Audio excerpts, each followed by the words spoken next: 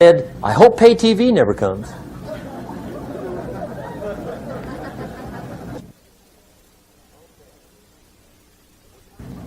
Okay. We're trying to cover an awful lot tonight, I realize that. But my time schedule is such that we just have to sort of give it all to you and let you sort the rest out. I wish we had plenty of time for questions and answers and that whole thing, but our time is just limited. But we are trying to go through an awful lot, I realize that. But looks like everybody's getting it. This is about the note-takingest crowd I've seen in a long time. Incredible. Does anybody have 5 pages yet? Anybody? Oh, fantastic. Incredible. Okay. Maybe you heard the story about the preacher down in Texas, southern part of the country. He was an evangelist back in the horse and buggy days. And he was very good at being an evangelist, and a lot of people used to come and hear him preach. And one day he put up his tent in one of these Texas towns and expected a big crowd as usual, come hear him preach. And he got there, first night of the tent revival, walked in. 7:30, time to start. And to his surprise, the tent was empty. He thought, well, something must be drastically wrong. So he waited till 7:45, nobody showed up. 8 o'clock, zip.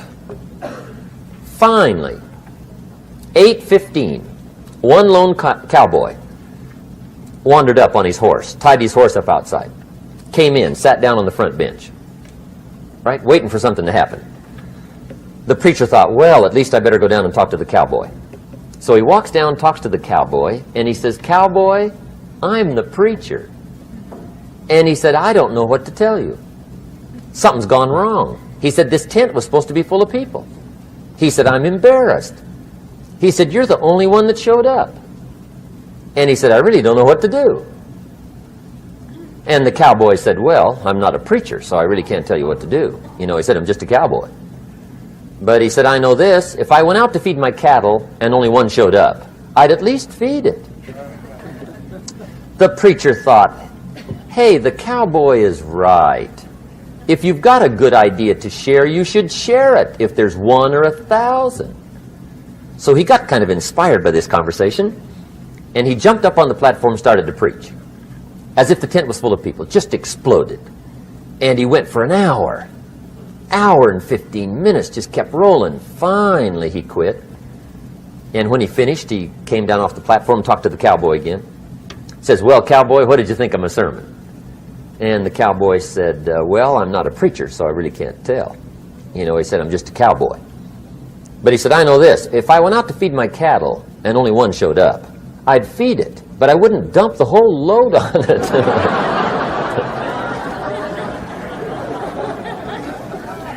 So anyway, if it seems like we're dumping the whole load tonight, I guess we are. But gosh, everybody's doing well. I'm having a good time. I appreciate the response here tonight. Okay, the next subject is setting goals. Let me show you what turned my life every way but loose. Mr. Schoaf dropped this idea on me, changed me completely. Setting goals. Here's what can easily happen if you don't set goals. It's easy to let life deteriorate into making a living instead of designing a life. And we all have a choice. Make a living or design a life. It's easy to get trapped by economic necessity and settle for existence rather than substance. That's easy. But the best advice I can give you on how to break out of that trap is to learn how to set goals. Mr. Schoaf put it to me this way. He said, Jim, if you had enough reasons, you could do the most incredible things. I never forgot how he put that. If you have enough reasons. See, reasons will change your whole life. Mr. Schoaf said to me, he said, Mr. Rohn, I think you've got plenty of intelligence, you've got plenty of talent, you've got plenty of ability. Probably what you lack is plenty of reasons. He said, I don't think your current bank balance is a true indication of your level of intelligence. I was happy to hear that. He said, I think you're much smarter than your present bank balance indicates. And that turned out to be true. I was much smarter. But of course my first question was, well then why isn't it bigger? And he said, you don't have enough reasons. You've got enough intelligence, but not enough reasons. So see, reasons can change your life. Here's what else I found out. Reasons come first, answers come second. You don't get the answers to do well till you get the reasons.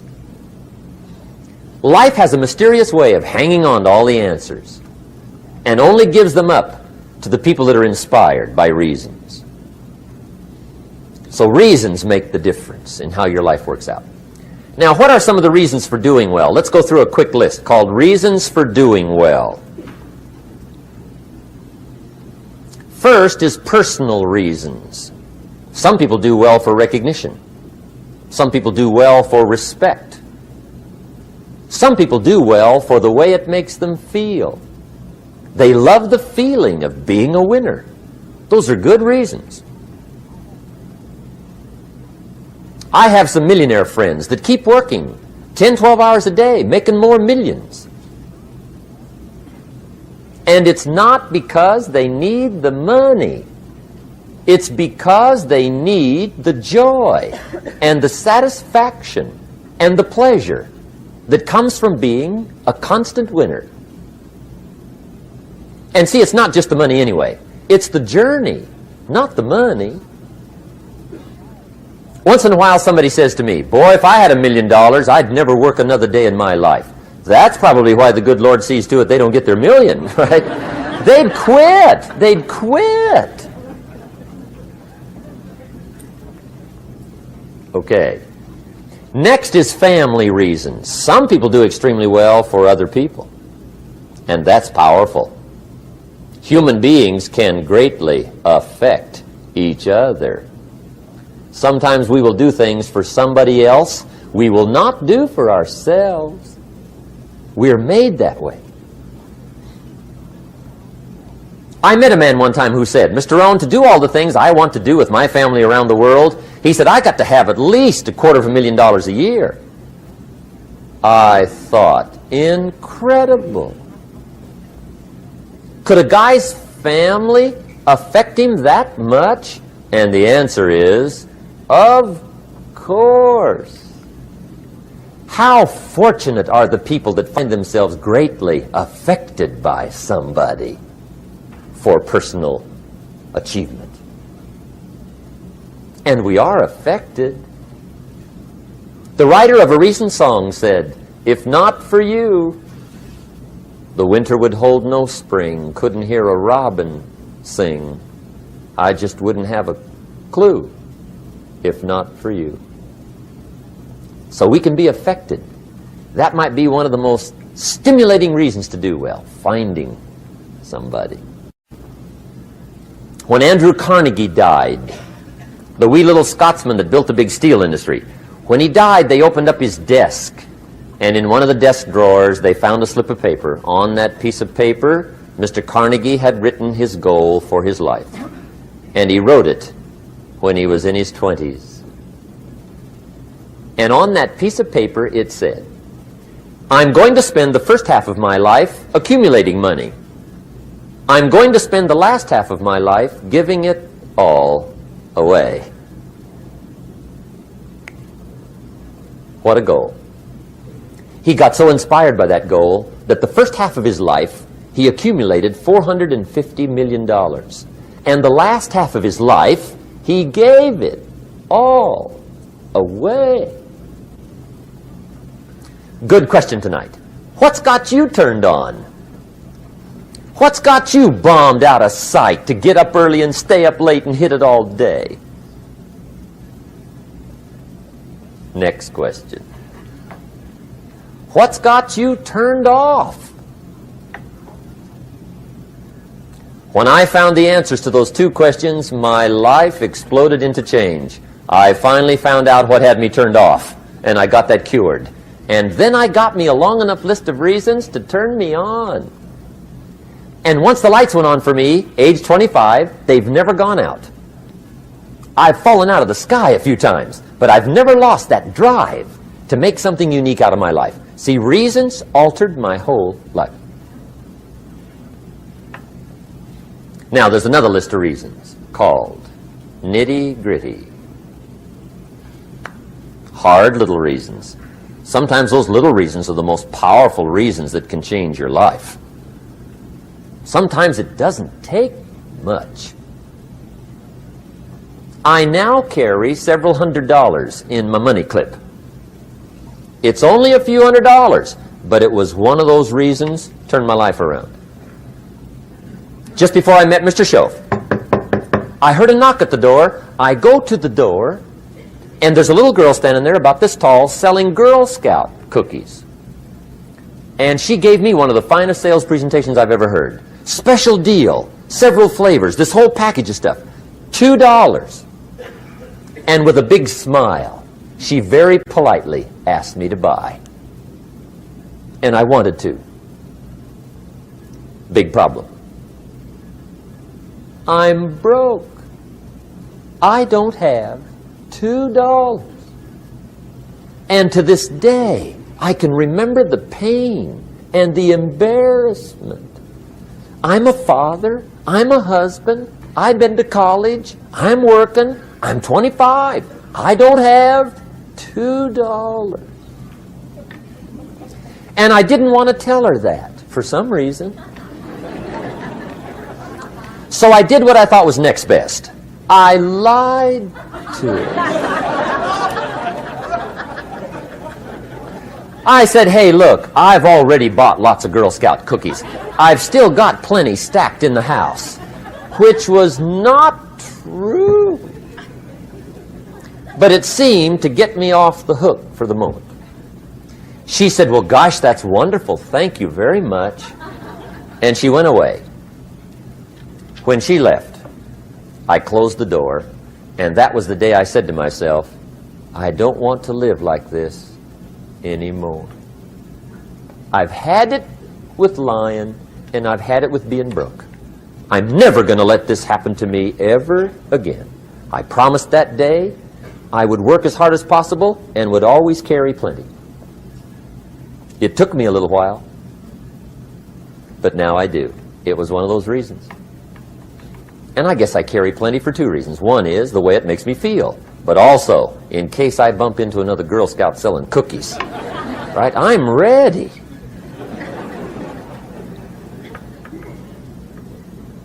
I walked out of the Bank of America one time up in Saratoga, California, where I used to live. Two little girls selling candy right outside the bank. Good place. Some girls' organization they're working for, right? I come walking out of the bank. This first little girl walks up to me. She said, Mister, would you like to buy some candy? I said, I probably would. What kind is it? She said, it's almond roca. I said, my gosh, that's my favorite. She said, wonderful. I said, how much is it? She said, it's just $2. I thought, incredible. I said, how many boxes of that candy have you got? She said, 5. And her little friend was standing there. She was selling candy too. I said, how many boxes have you got? She said, I've got 4. I said, that's 9. I'll take them all. They said, really? I said, yeah, it's my favorite. I've got some friends. I'll pass them around. They got so excited, put all this candy together. I reached in my pocket, gave them the $18. When I've got the candy and they've got the money, that first little girl looks up at me. She says, Mister, you are really something. How about that? Can you imagine only spending $18 and have somebody look at you in the face and say, you are really something? Now you know why I carry heavy, right? I'm not going to miss anymore. It was just one of those reasons. Helped to change my life. One of my nitty-gritty reasons was budget finance. Budget finance used to grind my soul. Way back in those early days, I had fallen for one of those consolidation loans where you take all your little hard-to-pay bills, put them into one big impossible-to-pay bill, right?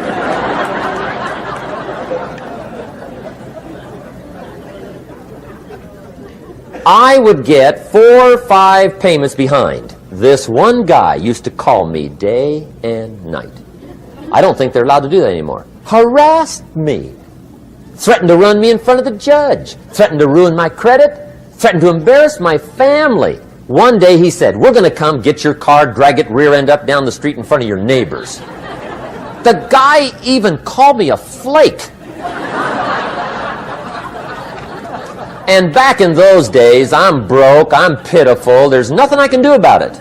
But I never forgot how the guy treated me. And when I met Mr. Schoaf, and I got my life straightened out, and the money started to flow, that was one of my first projects, budget finance. I poured it on day and night. I finally put all the money together I owed him, which was considerable. I picked a day for the payoff. And when the payoff day came, I put the money in small bills in a big briefcase. And I walked into the budget finance office on Wilshire Boulevard in Los Angeles. The guy who harassed me so often, his desk was about 3 back. I walked right up to his desk, startled him. He wondered what I was doing there. It was the first time I'd been there since I borrowed the money, right? Without saying a word, I opened up this briefcase, dumped this pile of money all over his desk. I said, count it. It's all there. I will never be back. And I turned around and stormed out. Now, that might not be noble, but if you haven't tried it, you've got to one time.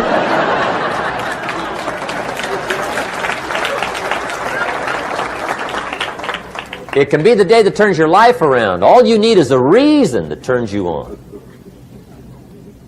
One of my dear friends, Robert Depew, Bobby used to be a school teacher in Lindsay, olive capital of the world. Bobby taught school several years, got a little weary teaching school. One day decided he wanted to get into sales. So without telling anybody, he just up and quit his job teaching school and jumped into sales. When he did, his brother made fun of him, laughed at him, put him down, said Robert's lost his mind. Had a good job teaching school, now he thinks he's a salesman. He's going to go down the drain, lose everything. Just put him down something fierce. Bobby said, the way my brother acted when I got into sales, he said that made me so mad, I decided to get rich. And my question for you tonight is it possible to get that mad? Of course. Wealth is not a matter of intelligence. It's a matter of inspiration. Today, Robert happens to be one of my millionaire friends. Bobby's rich.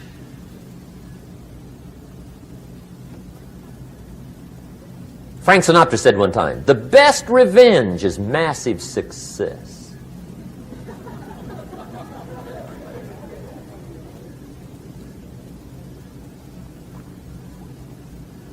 Hey, get you a long enough list of reasons so that after tonight you never lack for inspiration. You might not have all the answers right away, but you can get the answers if you can get the reasons. Now, let me give you a little simple formula for goal setting. Okay? We take 2.5 hours on the weekend for the whole 10-year plan. We don't have time for that tonight. But let me get you started with a little simple formula Mr. Schoaf gave me.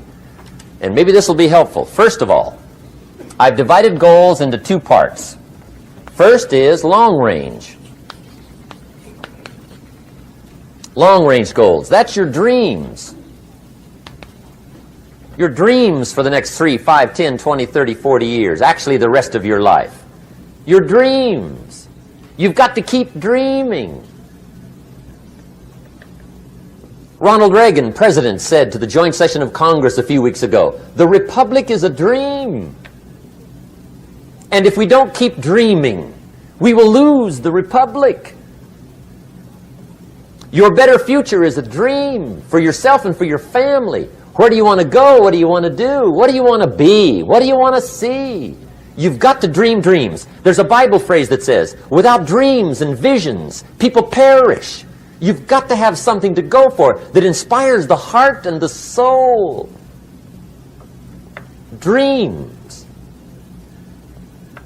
From the children of Sanchez, it says, take the crumbs from starving soldiers, they won't die. Take the bread from hungry children, they won't cry. But without dreams, we all will die.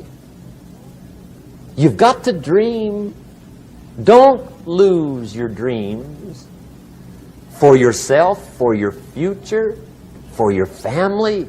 The dreams of love and enterprise and travel and doing things, becoming something unique on your journey here. Don't lose your dreams. Do some dreaming. That's long-range goals. You've got to have those. So that's number one. Here's the second part of goals, short-range. Short-range goals. That's your goals for tomorrow, this week, this month, this year, the immediate future. We call these confidence builders. Because if you set up something short-range, go for it, get it, latch onto it, work hard, accomplish it. That starts building your strong feelings to go for your dreams. Now, I've divided goals into three categories. Here they are. Number one is economic. That's your goals for money, income, business, profits, production. Economics. Make sure you've got your economics well planned. Economics plays a major role in everybody's life. Economics is major, which means it ought to be meticulously well planned for tomorrow, this week, this month, this year, long range. What if you asked somebody tomorrow if you could see their meticulously well-planned list of economic goals? What would they probably say? They say, you some kind of a nut? You must be weird. Hey, I found out what success is. Success is doing what the failures won't do. Make sure you've got your economics well planned. It'll put you in the top 5%. One of the key little subjects we talk about on the weekend is the 7 fundamentals for wealth and happiness. And that's one of them, well-planned economics. It's a fundamental if you want to do well. Join the top 5%. Anybody in this room can join the top 5%, if you will. Okay. Now here's the second category of goals, things. Make a list of the things you want. And on my list of things, now I put everything. Little things as well as major things. Doesn't matter how small it is, it goes on my list. I used to just put major things, cars, homes. I don't do that anymore. I now load my list with everything. Everything. And the reason is, part of the fun of having a list is checking it off. That's it. Boy, at the end of the day, if you can go, got it, got it, got it, got it, got it, got it, whatever it is, right? You get into the habit. So load up your list, the things you want. Now, when you check off something major,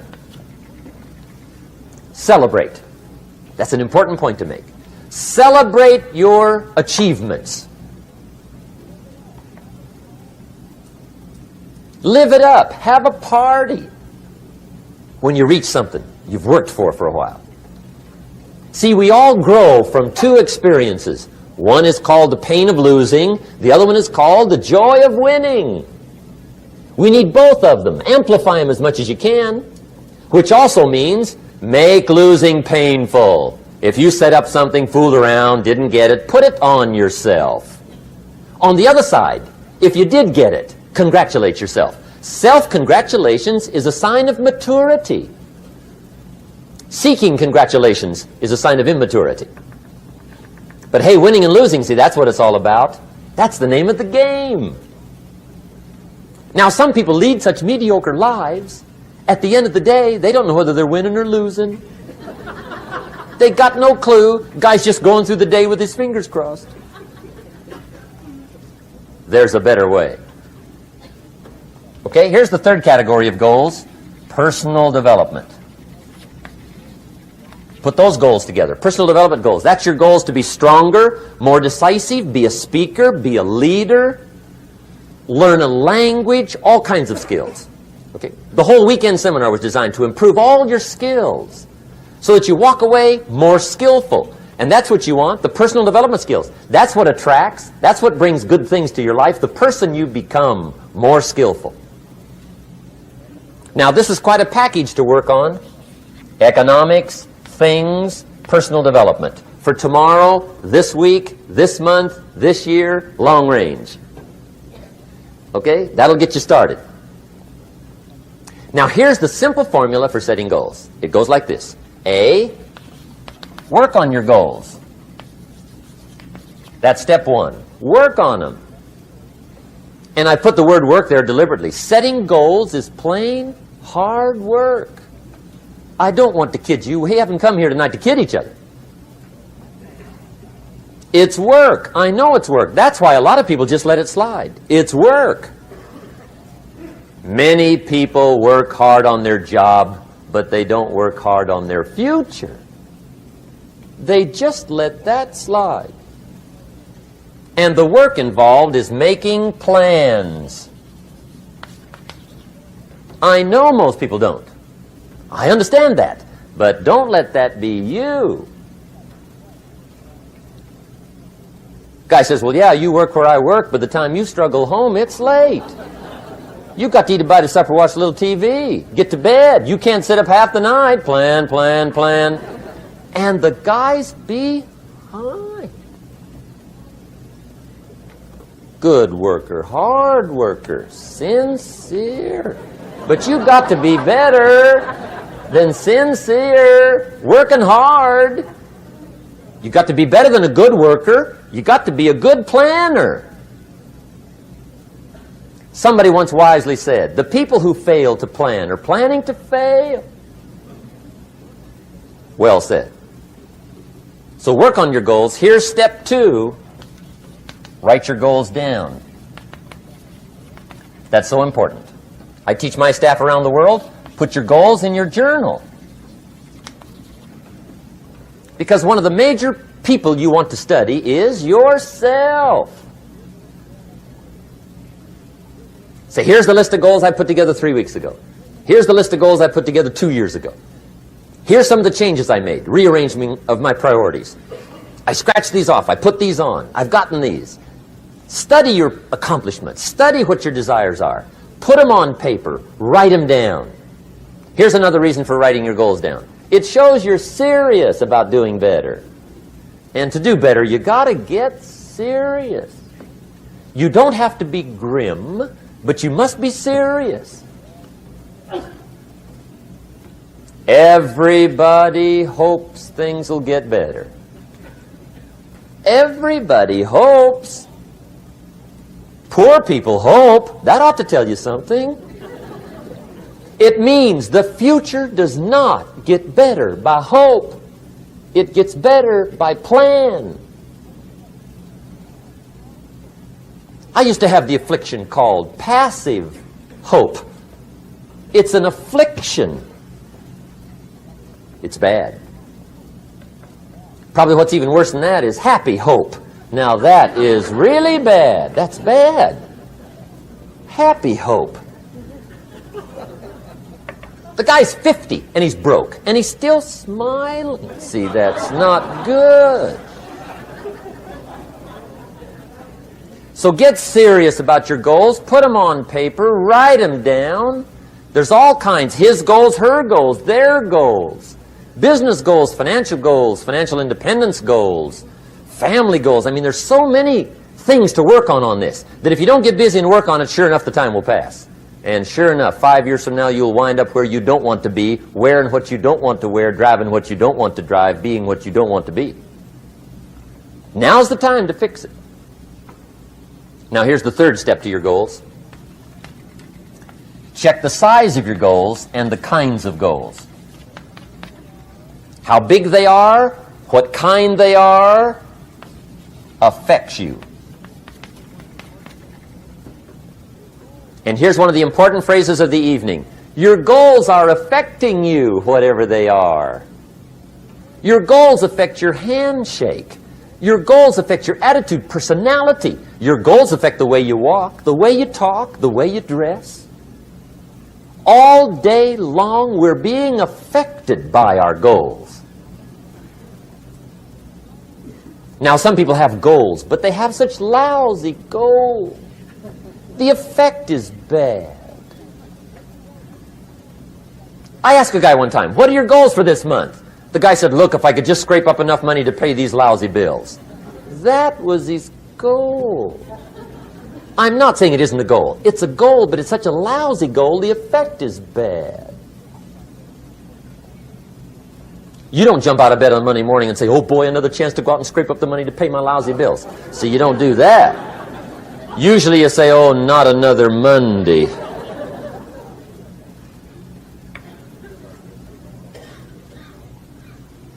And some people have so given up on life, they have joined the thank God it's Friday club. How sad. Surely those are the same people, when life is over for them, will say, thank God it's over. Let me give you a Bible philosophy that teaches how to get whatever you want. That's the title of the next set of notes. How to get whatever you want. From the Bible.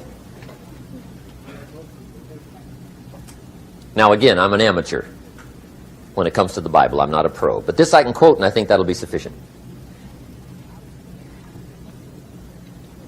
How to get whatever you want. Here's what it says if you're ready. It says, ask.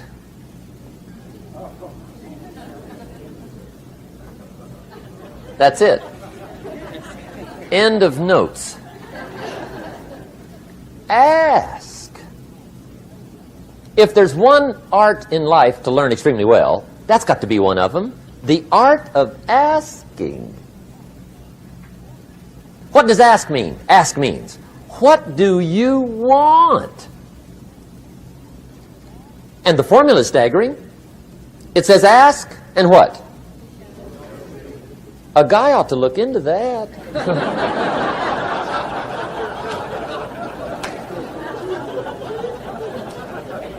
He says, yeah, but you work where I work, by the time you struggle home, it's late.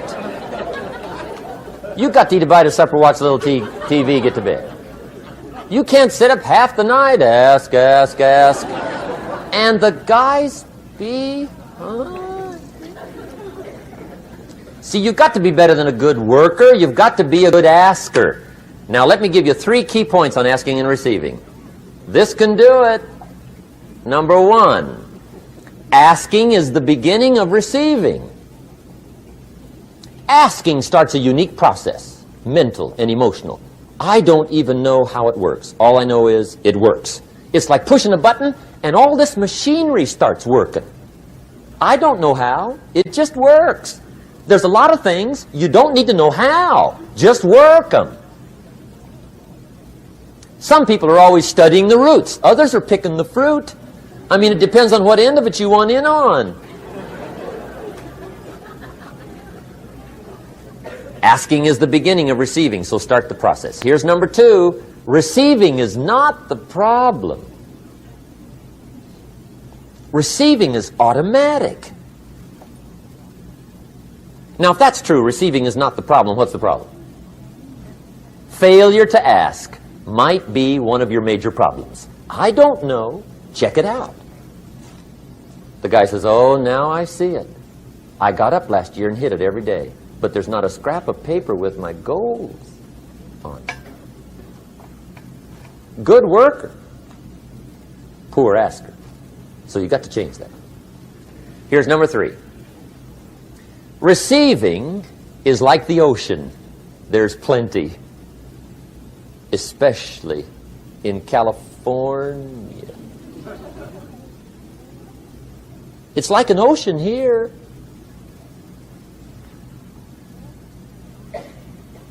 Success is not in short supply. It isn't rationed, and you stepped up to the window and it was all gone. No, no, no. It's like an ocean here. Now, if that's true, what's the problem? Well, some people go to the ocean with a teaspoon. Have you got the picture? See, what you want to do in view of the size of the ocean is trade your teaspoon for at least a bucket. And you'll look better down at the ocean. Kids won't make fun of you, right? Okay. Now, there's two ways to ask, and we'll wrap up goal setting. Two ways. Here's number one. Ask with intelligence. It didn't say ask intelligently, but I'm sure it meant that. Don't mumble. You don't get anything by mumbling. Be clear. Be specific. Intelligent asking means how wide, how high, how soon, when, what size, what color, how much. Define what you want and describe what you want. That's powerful. In the weekend seminar we teach, goals become like a magnet. They pull you that direction. And the better you describe them, the more they pull. So ask intelligently. Here's number two. Ask with faith. That's the childish part of the equation. Believe you can get what you want like a child. Not an adult. Adults are too skeptical. So the formula really reads, make plans like an adult and believe in them like a child. And the most incredible things will happen. Just try it for 90 days. Just try it. You can always go back to the old ways. Just try it. Just 90 days, 90 days. Now, here's the last qualifying phrase on goal setting, as we promised to qualify everything. And it simply goes like this. Remember, you won't get everything you want. And we've already studied the reason for that. Simply, sometimes it hails on your crop and rains on your parade. It's that kind of planet. So you won't get everything you want, but if you will work this goal-setting formula, you can get plenty for wealth and happiness. Okay, that's goal setting. We use it around the world. We recommend it. Now, maybe it won't work as well for you as it has for me. I don't know. Maybe not. But what if it did? You got to try. Okay. Here's the last subject, the day that turns your life around. Let me just quickly give you a list of 4 emotions that can change your life in one day. Emotions are powerful. Sometimes it doesn't take much to alter your whole life direction.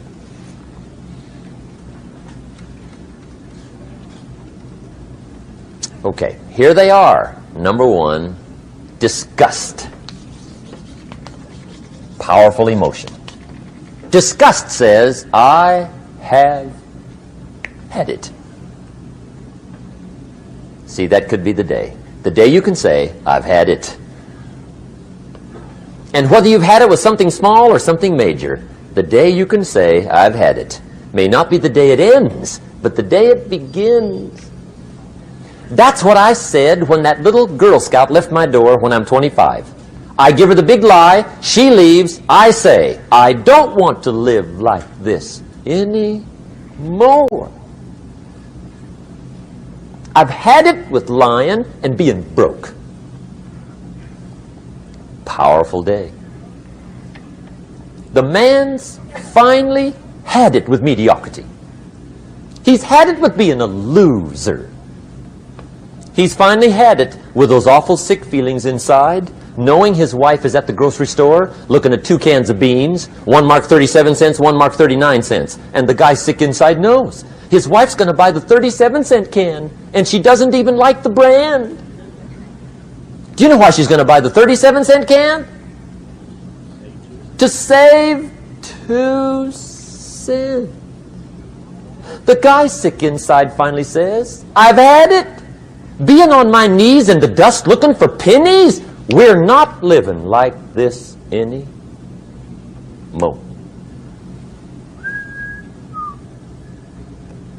Could be the day that turns your life around. The day you can say, I've had it. He walks into his closet and rips everything in it to shreds and says, I've worn this embarrassing stuff for the last time. And not only will I never wear it again, no one else will ever wear it again.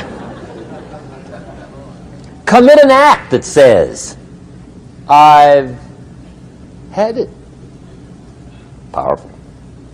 Here's the next one. Decision. And decision making is powerful. And it's emotional. That's those knots in the pit of your stomach, right? Waking up in the middle of the night in a cold sweat, trying to decide. We sometimes call it inner civil war. What shall I do? Well, for progress, you must decide. The best advice I can give you came from a wealthy friend of mine who said, if it's easy, do it easy. If it's hard, do it hard. Just get it done. If you went home tonight and in the next few days cleaned up a whole list of decisions, that might furnish enough inspiration for the next 10 years.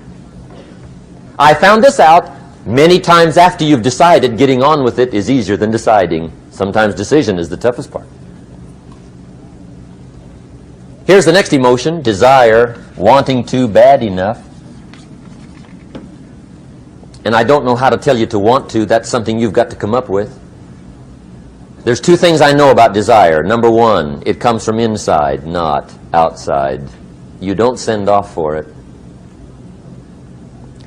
Number two, I know desire can be triggered by something. Who knows what it might be? Sometimes desire waits and sleeps for something to happen. Maybe it's a book, maybe it's a song, maybe it's a sermon, maybe it's a lecture, a seminar, maybe it's the conversation of a friend, a happening, an event. Who knows? The best advice I can give you is what I give my staff. It goes like this: welcome every human experience. You never know which one is going to turn it all on. Even the bad experiences. Sometimes from the bitterest experience comes the greatest awakening. So let down the barriers, take down the walls. The same wall that keeps out disappointment keeps out happiness. Let life touch you. Don't let it kill you, but let it touch you. Here's the last one. This one's powerful. Resolve. Resolve says, I will. Two of the most powerful words in the language. I will. Benjamin Disraeli once said, nothing can resist a human will that will stake even its existence on the extent of its purpose.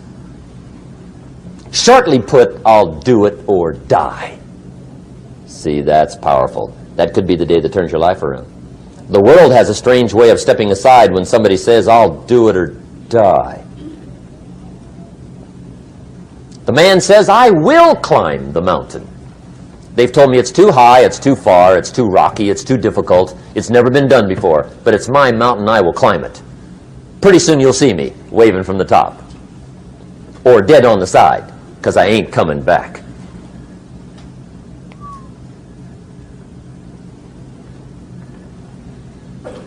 The best definition I ever got from the word resolve came from a little junior high girl in Foster City, California, up north.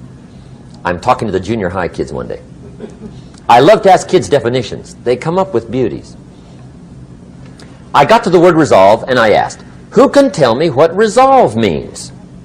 And I got several hands, and they were all pretty good, but the last one...